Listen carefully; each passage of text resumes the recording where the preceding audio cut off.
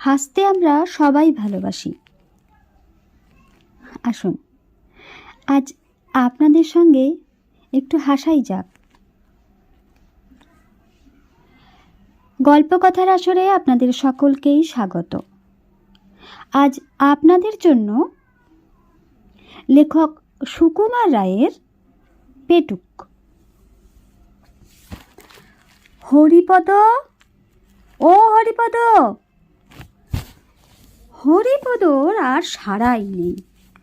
সবাই মিলে এত চেঁচাচ্ছে, হরিপদ আর সাড়াই দেয় না। কেন, হরিপদ কালা নাকি? কানে কম শোনে বুঝি?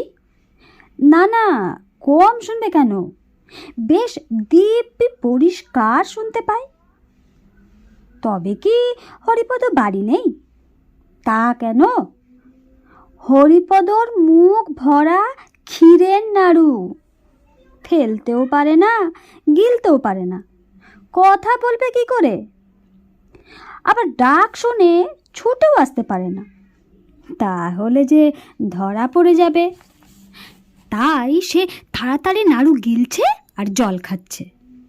আর যতই গিলতে যাচ্ছে ততই গলার মধ্যে নাড়ুগুলো আঠার মতো আটকে যাচ্ছে। বিষম খাওয়ার জোগাড় আর কি। এটা কিন্তু হরিপদর ভারী বদ অভ্যাস। এর জন্য কত ধমক, কত শাসন, কত শাস্তি, কত সাজাই যে সে পেয়েছে। তবু তো তার আক্কেল হলো না। তবু সে লুকিয়ে চুরিয়ে পেটুকের মতো খাবেই। যেমন হরিপদ তেমনি তার ছোট্ট ভাইটিও। এদিকে পেট রোগা, দুদিন অন্তর অসুখ লেগেই আছে, তবু হ্যাংলামি তাদের আর যায় না। সে যে এক বিষম পেটুকের গল্প শুনেছিলাম, সে একদিন এক বড় নেমন্তন্নের দিনে প্রতিজ্ঞা করেছিল, আজ আমি নেমন্তন্ন খেতে যাব না। সবাই বললে, কি ভয়ানক, তুমি এমন ভীষ্মের মতো প্রতিজ্ঞা করছো কেন? কিন্তু সে কারো কথা শুনল না। ঘরের মধ্যে লেপ মুড়ি দিয়ে শুয়ে রইল আর সকলকে বলে দিল, ভাই তোমরা আমার ঘরের বাইরে তালা লাগিয়ে দাও। পেটুক মশাই ঘরের মধ্যে বন্ধ আছেন, কিন্তু মনটাকে তো আর বন্ধ রাখা যায় না। মনটা তার ঘুরে বেড়াচ্ছে সেই নেমন্তন্নের জায়গায়। সে ভাবছে, এতক্ষণে বোধহয় আসন পেতেছে আর পা তো পুড়েছে। এইবার বোধহয় খেতে ডাকছে। কি খেতে দিচ্ছে? লুচি নিশ্চয়। লুচি আর বেগুন ভাজা দিয়ে গেছে। এবার ডাল, তরকারি, ছক্কা সব আসছে। তা আসুক, আমি তো আর যাচ্ছি না। এইবারে কি মাছের কালিয়া, তারপরে মাংস বুঝি? তা হোক না, আমি তো আর যাচ্ছি না। মাংসটা না জানি কেমন রেঁধেছে। সেবারে ওদের বাড়ির রান্না অতি চমৎকার হয়েছিল। ও বেশি এখনো সময় আছে, কিন্তু থাকলেই বাকি, আমি তো যাচ্ছি না। যাক, এতক্ষণে টক দেওয়া হয়েছে। এইবার দই, সন্দেশ, রাবড়ি আর রসগোল্লা। ওই যা, ফুরিয়ে গেল তো বলেই এক লাফে জানলা টপকে হাঁপাতে হাঁপাতে সে নেমন্তন্নের জায়গায় গিয়ে হাজির। আমাদের হরিপদর দশাও ঠিক তাই। যেদিন শাস্তিটা একটু শক্ত রকমের হয়, তারপর কয়েকদিন ধরে প্রতিজ্ঞা করে, এমন কাজ আর করব না। যখন অসময়ে অখাদ্য খেয়ে রাত্রে পেট কামড়ায়, তখন কাঁদে আর বলে, না, এইবারেই শেষ। কিন্তু দুদিন যেতে না যেতেই যেই কি সেই। তাই সবাই বলে, কাবু হলেই আর গাব খাবো না, আর তাজা হলেই গাব খাবো না তো খাবো কি? এই তো কিছুদিন আগে পিসিমার ঘরে দই খেতে গিয়ে তারা জব্দ হয়েছিল, কিন্তু তবু তো লজ্জা নেই। হরিপদর ছোট ভাই শ্যামাপদ এসে বলল, দাদা শিগগিরই এসো, পিসিমা এই মাত্র এক হাঁড়ি দই নিয়ে খাটের তলে লুকিয়ে রাখলেন। দাদাকে এত ব্যস্ত হয়ে এই খবরটা দেওয়ার অর্থ এই যে পিসিমার ঘরে যে শিকল দেওয়া থাকে, শ্যামাপদ সেটা হাতে লাগাল পায় না, তাই দাদার সাহায্য দরকার। দাদা এসে আস্তে আস্তে শিকলটি খুলে আগেই তাড়াতাড়ি খাটের তলায় দইয়ের হাঁড়ি থেকে এক খাবলা তুলে নিয়ে খপ করে মুখে দিয়েছে। মুখে দিয়েই চেঁচার কথায় বলে ষাঁড়ের মতো চেঁচাচ্ছে। কিন্তু হরিপদর চেঁচানো তার চাইতেও সাংঘাতিক। চিৎকার শুনে মা, মাসি, দিদি, পিসি যে যেখানে ছিলেন সব কি হলো কি হলো বলে দৌড়ে এলেন। শ্যামাপদ বুদ্ধিমান ছেলে, সে দাদার চিৎকারের নমুনা শুনেই এক দৌড়ে ঘোষেদে পাড়ায় গিয়ে হাজির। সেখানে অত্যন্ত ভালো মানুষের মতো তার বন্ধু শাস্তি ঘোষের কাছে সে পড়া বুঝে নিচ্ছে। এদিকে হরিপদর অবস্থা দেখে পিসিমা বুঝেছেন যে হরিপদ দই ভেবে তার চুনের হাঁড়ি চেখে বসেছে। তারপর হরিপদর যা সাজা, এক সপ্তাহ ধরে সে না পারে চিবোতে, না পারে গিলতে। তার খাওয়া নিয়েই এক মহা হাঙ্গামা। কিন্তু তবু তো তার লজ্জা নেই। আজ আবার লুকিয়ে লুকিয়ে কোথায় নাড়ু খেতে লেগেছে। খানিক বাদে মুখখানি ধুয়ে মুছে হরিপদ ভালো মানুষের মতো এসে হাজির। হরিপদ বড় মামা বললেন, কিরে এতক্ষণ কোথায় ছিলি? হরিপদ বলল, এই তো উপরে ছিলাম। তবে আমরা এত চিৎকার করছিলাম, তুই জবাব দিচ্ছিলি না যে?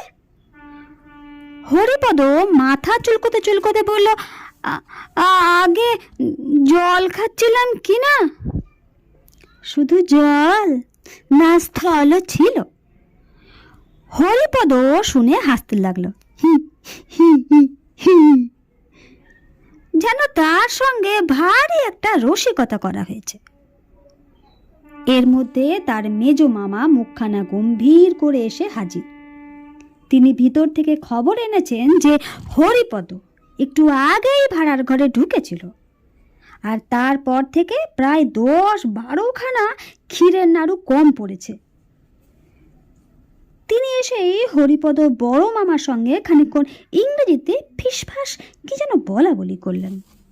তারপর গম্ভীরভাবে বললেন, বাড়িতে ইঁদুরের যেরকম উৎপাত, ইঁদুর মারবার একটা বন্দোবস্ত না করলে আর চলছে না। চারিদিকে যেমন প্লেগ আর ব্যারাম, এই পাড়া শুধু ইঁদুর না মারলে আর রক্ষা নেই। বড় মামা বললেন, হ্যাঁ তার ব্যবস্থা করা হয়েছে। দিদিকে বলেছি সেকো বীজ দিয়ে নাড়ু পাকাতে, সেগুলো পাড়াময় ছড়িয়ে দিলেই ইঁদুর বংশ নিবংশ হবে। হরিপদ জিজ্ঞেস করল, নাড়ু কবে পাকানো হবে? বড় মামা বললেন, সে এতক্ষণে হয়ে গেছে। সকালেই টেপিকে দেখছিলাম এক তালে ক্ষীর নিয়ে দাদুর সঙ্গে নাড়ু পাকাতে বসেছে। হরিপদর মুখখানা আমশির মতো শুকিয়ে এলো। সে খানিকটা ঢোক গিলে বলল, সেকো বিষ খেলে কি হয় বড় মামা? হবে আবার কি, ইঁদুরগুলো মারা পড়ে এই হয়। আর যদি মানুষ ওই নাড়ু খেয়ে ফেলে, তাই একটু আধটু যদি খেয়ে ফেলে তো নাও মরতে পারে। গলা জ্বলবে, মাথা ঘুরবে, বমি হবে, হয়তো হাত পাও খিচবে। আর যদি একেবারে 11টা নাড়ু খেয়ে ফেলে? বলে হরিপদ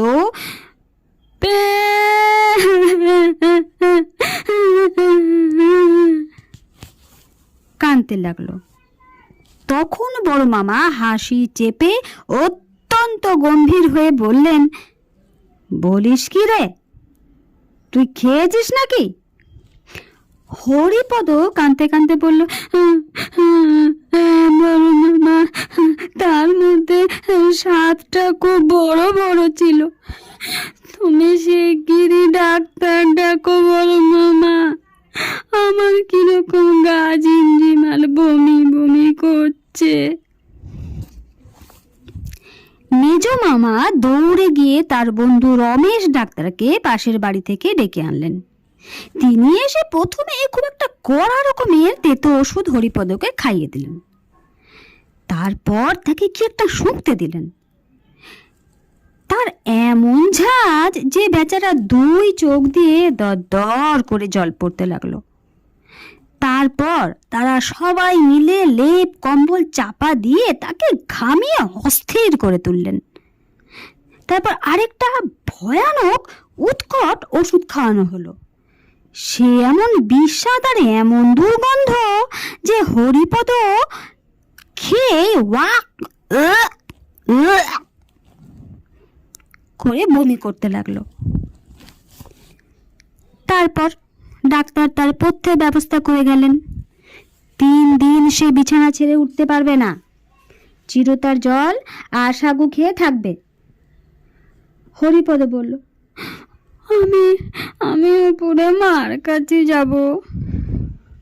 ডাক্তার বললেন, না, যতক্ষণ বাঁচবার আশা আছে ততক্ষণ নড়াচড়া করে লাভ নেই, ও আপনাদের এখানেই থাকবে। বড় মামা বললেন, হ্যাঁ, মার কাছে যাবে না, আরও কিছু? মাকে এখন ভাবিয়ে তুলে আমার লাভ কি? তাকে এখন খবর দেওয়ার কিছু দরকার নেই। 3 দিন পরে যখন সে ছাড়া পেল, তখন হরিপদ আর সেই হরিপদ নেই। সে একেবারে বদলে গেছে। তার বাড়ির লোকে সবাই জানে হরিপদর ভারী ব্যারাম হয়েছিল। তার মা জানেন সে বেশি পিঠে খেয়েছিল বলে হরিপদর পেটের অসুখ হয়েছিল। হরিপদ জানে সে বিষ খেয়ে সে আর একটু হলেই মারা যাচ্ছিল। কিন্তু আসল ব্যাপারটা যে কি তা জানে কেবল হরিপদর বড় মামা আর মেজ মামা, আর জানে রমেশ ডাক্তার। আর এখন জানলে তোমরা, যারা এই গল্প শুনছো। নমস্কার।